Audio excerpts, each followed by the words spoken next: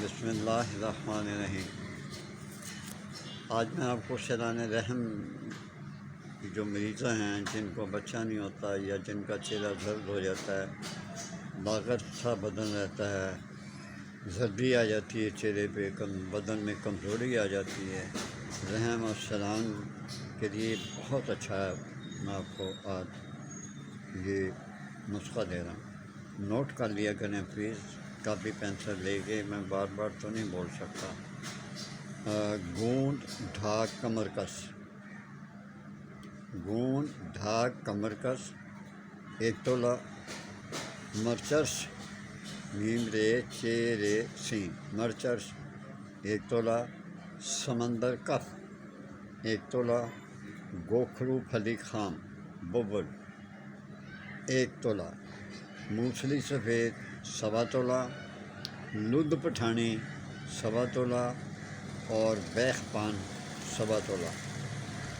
ان سب کو آپ باریک کر کے اس کا صفوف تیار کر لیں، اور جب صفوف تیار کر لیں تو پھر آپ جو گو یعنی گائے کا جو دودھ ہے اسے تھوڑا سا گرم کریں، اور روغن گو جو نیم سیر آپ نے لیا اسے بلیاں کریں، مگر ہلکی آنچ پہ بلیاں کریں۔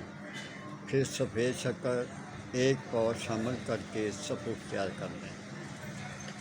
یہ جب صفوف تیار ہو جائے گا تو یہ آپ کی بہترین ایک خوراک بن جائے گی۔ اس میں آپ نے 1 پاؤ شکر سفید یعنی چینی سمجھ لیں، وہ آپ نے اس میں شامل کرنی ہے۔ یہ بہت اچھا ہے اور آپ اس کو استعمال کریں، انشاءاللہ العزیز بحکم اللہ یہ آپ کو بہت فائدہ مند دے گا، آپ کا چہرہ سرخ ہو جائے گا، اگر کوئی اور پرابلم ہے تو وہ بھی ختم ہو جائے گی۔ تو اس کو ضرورت پائیں، یہ بہت بہترین چیز ہے، اس کو کھائیں اور مجھے دعائیں دیں۔ مگر پھر میں بولتا ہوں روغن گو نیم سیر میں بریاں کریں سب، اور مگر نرم آنچ پہ کریں بریاں۔ پھر اس میں چینی ڈال دیں، 1 پاؤ شامل کر دیں، تو یہ بہترین ایک صفوف بن جائے گا۔ پھر اس کی آپ خوراک جس طرح آپ کا جسمانی طریقہ ہے اس کے مطابق آپ کھا سکتی ہیں۔